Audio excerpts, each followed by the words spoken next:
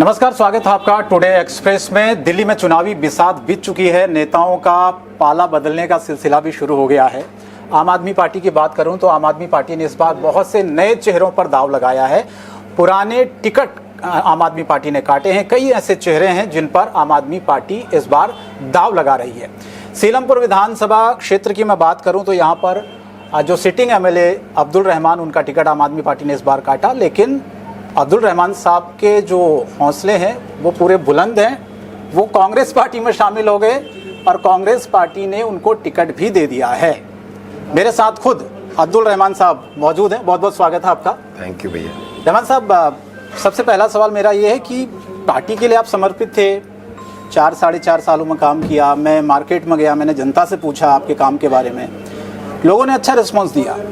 इतना सब कुछ होने के बाद भी ये कौन सी ऐसी वजह रही कि पार्टी के पास आपकी रिपोर्ट नेगेटिव गई, आपका टिकट कटा? क्या वजह रही अचानक ये बदलाव जो हुआ?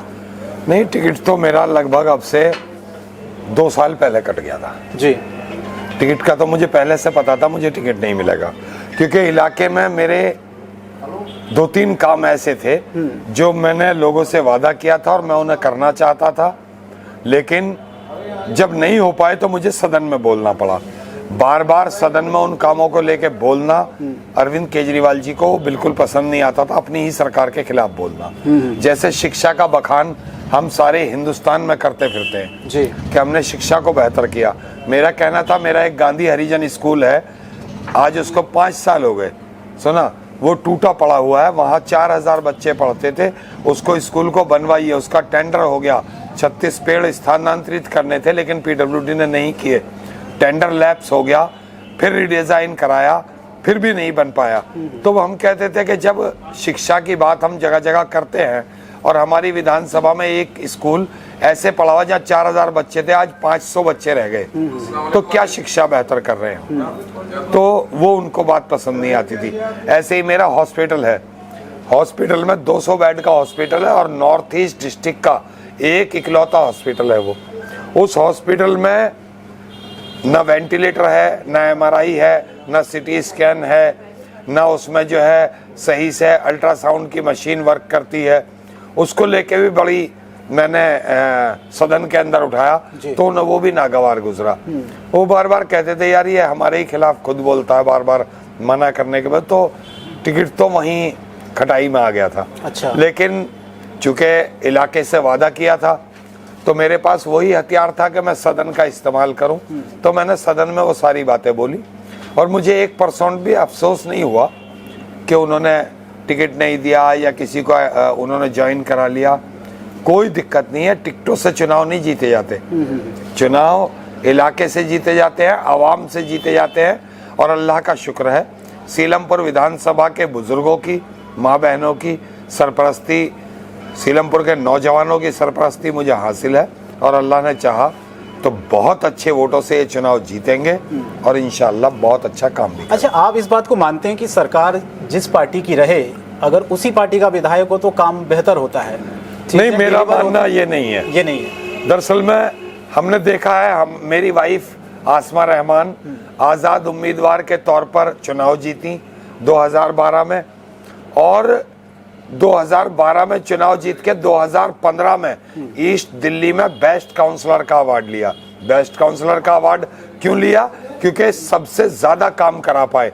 आजाद उम्मीदवार थे, हमारी कोई पार्टी तो थी नहीं, भारतीय जनता पार्टी की सरकार थी निगम में, लेकिन फिर भी हमने अच्छे काम किए। काम करने का जज्बा होना चाहिए, काम करने का हौसला होना चाहिए, काम करने की नीयत होनी चाहिए, तो काम होते हैं। ऐसा कुछ नहीं, कोई रोक नहीं सकता आपके। आपने एक ट्वीट किया था, मैं थोड़ा अपने दर्शकों को पढ़ के सुना दूं, उसके बाद मैं आपसे सवाल लूंगा। आपने लिखा कि आज मैं आम आदमी पार्टी की प्राथमिक सदस्यता से इस्तीफा दे रहा हूं। मतलब जब आपने इस्तीफा दिया, पार्टी ने सत्ता की राजनीति में उलझकर मुसलमानों के अधिकारों को नजरअंदाज किया। अरविंद केजरीवाल ने हमेशा जनता के मुद्दों से भागकर अपनी राजनीति की इंसाफ और हक की लड़ाई लड़ता रहूंगा। तो मुसलमानों की अनदेखी का आरोप आप लगा रहे सीधे सीधे पार्टी पर, जिस पार्टी में आप रहे। देखिए, तो लोग ये पूछ रहे हैं कि अचानक से ये चीज आपको क्यों याद आई? जब आप अचानक से तब आपने मुद्दा नहीं उठाया? बहराइच का मामला हो, संभल का मामला, ये सब अभी रिसेंट तो मामले हुए। संभल का मामला हो, सब नेता बोले, सब पार्टियां बोली गलत को गलत कहा, लेकिन एक अल्फाज भी केजरीवाल जी के मुंह से नहीं निकला। और अभी रिसेंट में ही मुझे याद इसलिए आई वो बात कि जब ताहिर हुसैन को अरेस्ट किया पुलिस ने तो मुलजिम बनाया ना, मुलजिम बनाया तो अरविंद केजरीवाल ने 6 साल के लिए पार्टी से बाहर कर दिया। आसिम अहमद खान, एक ऑडियो क्लिप आ गई उनके खिलाफ, आपने पार्टी से बाहर कर दिया, उनका मंत्री पद छीन लिया। आज 4 ऑडियो क्लिप नरेश बालियान जी के लिए आई हैं, बदमाशों से साठगांठ की, पुलिस ने उनको अरेस्ट कर लिया, उसके बाद भी आप एक अल्फाज नहीं बोले।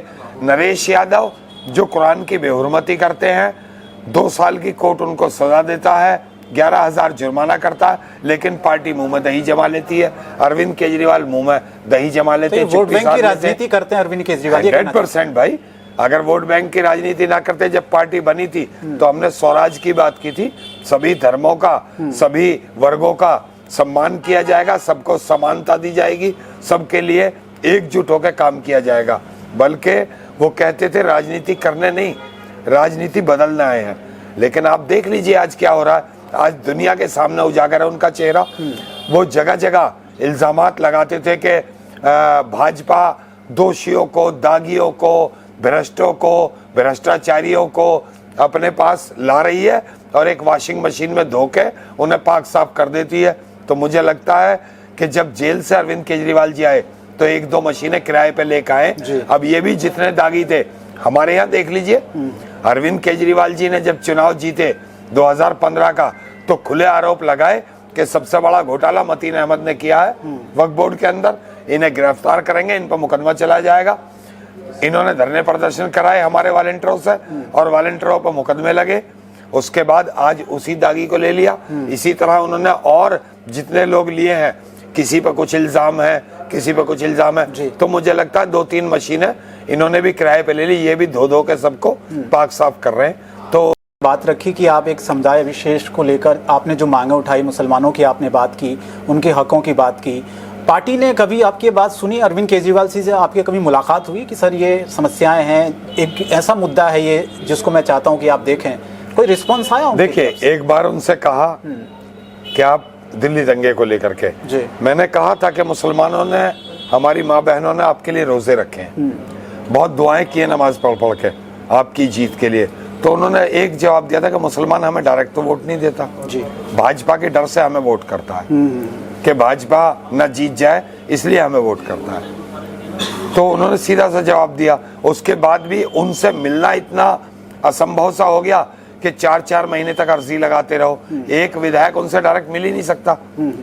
राहुल गांधी जी से मिलना आसान है, वो देश के लीडर है।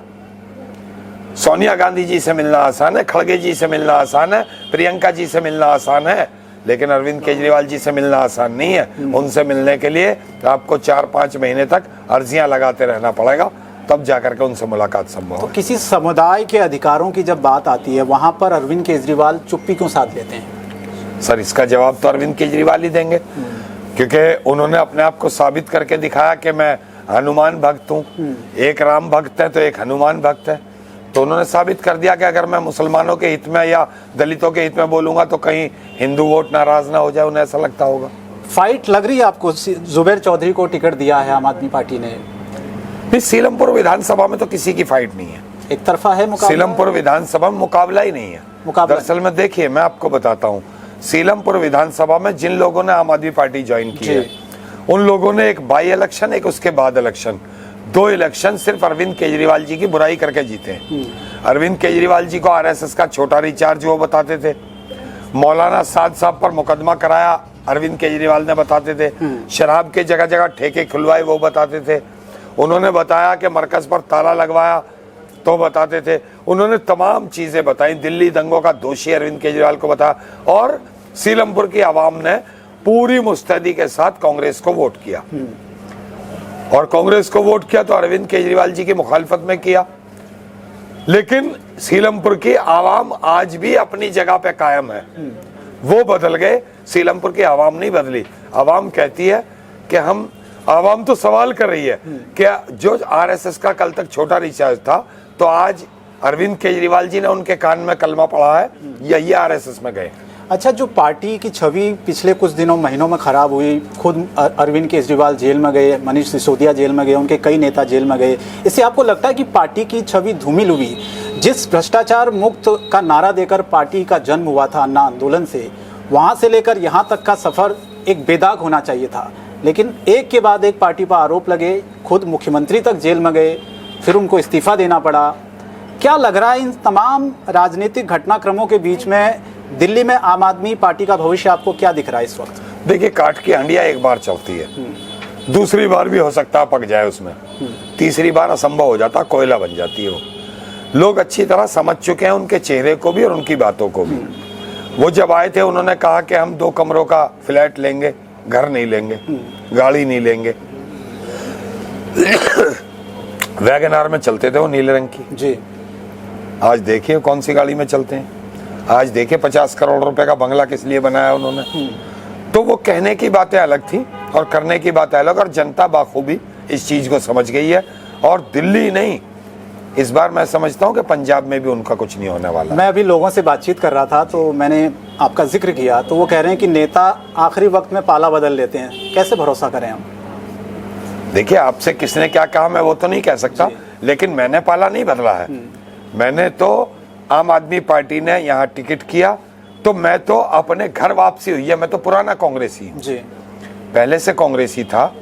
कांग्रेस में मतीन साहब की वजह से कुछ थोड़ी सी अनबन हुई थी, इसलिए बहुत लोग यहाँ, कितने हजारों में लोग ऐसे हैं जो उस परिवार की वजह से कांग्रेस से घर बैठ गए थे, और आज वो सब खुलकर मैदान में आ गए हैं। क्योंकि यहाँ कांग्रेस, वो कहते थे कि कांग्रेस ही हम है। वो कोई प्रदेश भी चला जाता था तो उनको खलता था कि प्रदेश भी कैसे गया हमारे बिना। लेकिन आज हर आदमी आजाद है, वो AICC जाए, प्रदेश जाए, कहीं भी जाए, किसी से भी मिले, किसी की पाबंदी थोड़ा ही ना। सबको राजनीति करने का हक है, सबको अपने आप को आगे बढ़ाने का हक है, सबका हक होता। किसी MLA की पाबंदी नहीं होती कोई पार्टी, या किसी MP का या किसी काउंसलर का अधिकार नहीं, ये सबका अधिकार है। सबका अधिकार है तो सबको आगे बढ़ने का, सबको अपनी बात रखने का, सबको तरक्की करने का, सबको अपने नेताओं से मिलने का, सबका बराबर का हक है। बल्कि एक जिम्मेदार जो पार्टी में होता है उसको तो सारे परिवार को लेकर के खुद मिलवाना चाहिए जाके सभी नेताओं से, लेकिन ऐसा यहाँ था नहीं। और आज जब वो लोग छोड़ के चले गए तो एक खुली आजादी की सांस तमाम कांग्रेस जनों ने ली है। जो लोग घर बैठ गए थे, जो लोग पाला बदल चुके थे, उनकी वजह से आज उन सब ने वापसी की है। और आज कांग्रेस का परिवार इतना बड़ा है कि सिर्फ परिवार ही वोट करे तो जमानत जब्त हो जाएगी इनकी। लेकिन ये तो आप देखिए, कांग्रेस पिछले चुनाव में आप देख लीजिए, उससे पहले देख लीजिए, स्थिति बहुत ज्यादा अच्छी तो है नहीं दिल्ली में। आम आदमी कहाँ आपने देख लिया? सीलमपुर की बात करें हम तो सीलमपुर में आप देख लीजिए, कॉरपोरेशन का बाई इलेक्शन हुआ, 20,000 वोट मिले, सामने वाले को 5,000 मिले। दूसरा इलेक्शन हुआ, 22,000 वोट मिले कांग्रेस को, आम आदमी पार्टी को 5,000 वोट मिले। अभी रिसेंट MP का इलेक्शन होकर गया तो 90,000 वोट यहाँ से पड़े और 53,000 वोट से यहाँ से कांग्रेस का कैंडिडेट जीत के गया। जी, जाते जाते मैं रहमान साहब एक सवाल आपसे करना चाहता हूँ, क्षेत्र की जनता को क्या मैसेज देना चाहेंगे? कौन सी प्राथमिकताएं आपकी रहेंगी चुनाव जीतने के बाद जो नहीं हो पाई? देखिए, मैं एक बात कहना चाहता हूँ, छलावा एक बार छल सकता है, 2 बार छल सकता है।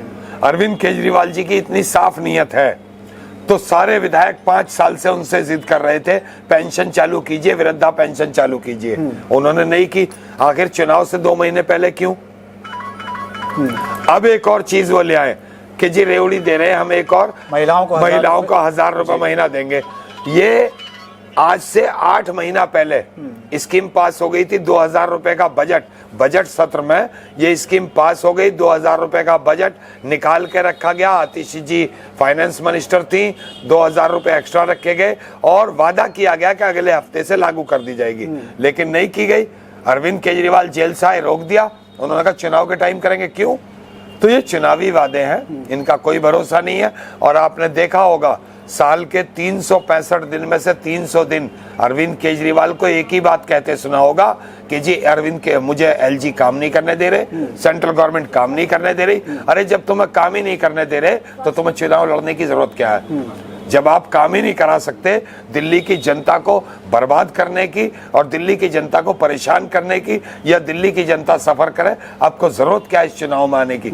आप एक आम आदमी की तरह जिंदगी जीजिए, जो सरकार है उसका अगर गलत काम करे मुखालफत कीजिए, लेकिन चूंकि आपको सत्ता में आना है, आपको उस कोठी का लालच है जो आपने बनाई है, आपको कुर्सी का लालच है, आपको पूरी तरह से आप सत्ता भोगी हो चुके हैं, लेकिन दिल्ली की जनता बाखूबी समझ चुकी है और इस सत्ता में लेके आई थी, उसी तरह बाहर का रास्ता भी ये दिल्ली की आवाम ही दिखाएगी। कितनी सीटों की उम्मीद कर रहे हैं आप? 70 सीट। हम तो सरकार बना रहे हैं, दिल्ली में सरकार बना बहुत बड़ा दावा कर रहे हैं। इंशाल्लाह, दावा नहीं कर रहे, अल्लाह इसको पूरा भी करने वाला है।